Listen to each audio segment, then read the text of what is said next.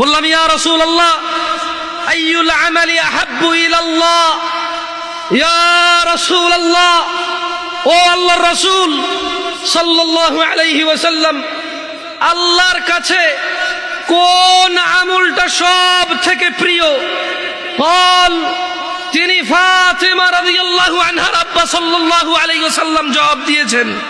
তিনি বলেছেন, আস-সালাহ, নামাজ আল্লাহর কাছে সব আমলের চাইতে প্রিয়। আলা ওয়াক্তিহা, সময় মতো নামাজ পড়া আল্লাহর কাছে সকল আমলের চাইতে প্রিয়। এই পৃথিবীতে যত আমল আছে মানুষ করে, আস-সালাতু আলা ওয়াক্তিহা, সময় মতো নামাজ পড়া আল্লাহর কাছে সব চাইতে প্রিয়। দিনী ভাইরা, কত গুনাহ, কত অপরাধ, সিনেমা, নাটক, গান বাজনা, অপরাধের শেষ নাই। মিনিটে মিনিটে, ঘন্টায় ঘন্টায়, দিনে রাতে হিসেব ছাড়া অন্যায় অপরাধ করি। অথচ একটা ইবাদত এই পৃথিবীতে আছে যেটা করে মানুষ মুসলমান থাকতে হয়, ওই একই ইবাদত সমস্ত গুনাহের কাফারা হয়।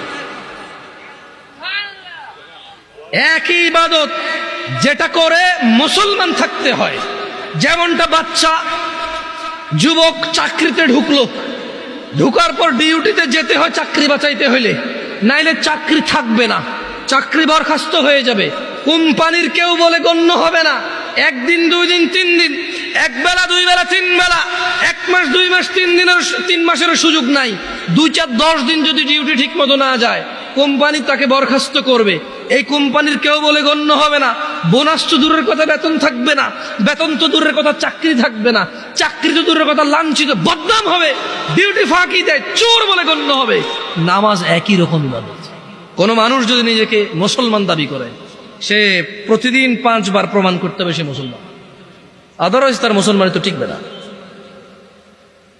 এ পৃথিবীতে আর দ্বিতীয় কোন ইবাদতের হুকুম নাই যেটা মানে মুসলমানিত্ব বহন করে। দাড়ি কাটলে গুনাহ, কেউ যদি বলে যে দাড়ি কাটলে সমস্যা নাই, গুনাহ নাই, তখন যাই সে কুফরি করবে, আদারওয়াইজ কুফরি হবে না, তার গুনাহ